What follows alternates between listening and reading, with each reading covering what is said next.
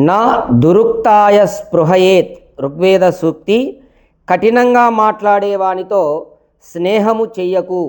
పరమాత్మ చెప్తున్నాడు చూడండి, ఎవడైతే కఠినంగా మాట్లాడుతుంటాడో, కఠినమైన భాషణ కటువచనములు పలుకుతుంటాడో, అంటే కఠినంగా మాట్లాడడం అంటే ఎదుటి వాళ్ళను నొప్పించే విధంగా మాట్లాడుతుంటాడో అటువంటి వాని స్నేహం చేయకు. అంటే ఇక్కడ ఒకటి గుర్తుపెట్టుకోవాలి, అంటే ఒక ఉద్దేశపూర్వకంగా కావాలని మనసులో ఒకటి పెట్టుకొని ఇంకొకటి కఠినంగా మాట్లాడడం, అది అట్లాంటి వాళ్ళతో మనం స్నేహం చేయకూడదు.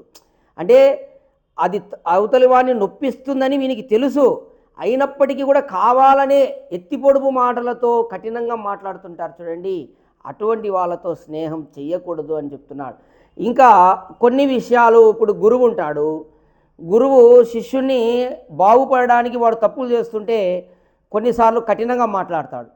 అది అక్కడ నువ్వు స్నేహం చేయకూడదని కాదు అర్థం, కావాలనే అతన్ని ఏదో ఒక విధంగా అబాసుపాలు చేయాలి అని కావాలనే 10 మందిలో కఠినంగా మాట్లాడడము, నిందల పాలు చేయడము, నవ్వుల పాలు చేయడము, అట్లాంటి వాళ్ళతో స్నేహం చేయకూడదు. అంటే మనం బాగుపడడానికి కఠినంగా మాట్లాడితే ఓకే, అలా కాకుండానే మనము ఈ విధంగా కఠినంగా అంటే ఎట్లంటే మనం నవ్వుల పాలు కావడానికి, అలాగే మనల్ని ఎత్తిపొడుచు మాటలతో ఇబ్బంది పెట్టేటటువంటి వారితో స్నేహం చేయకూడదు. ఓం.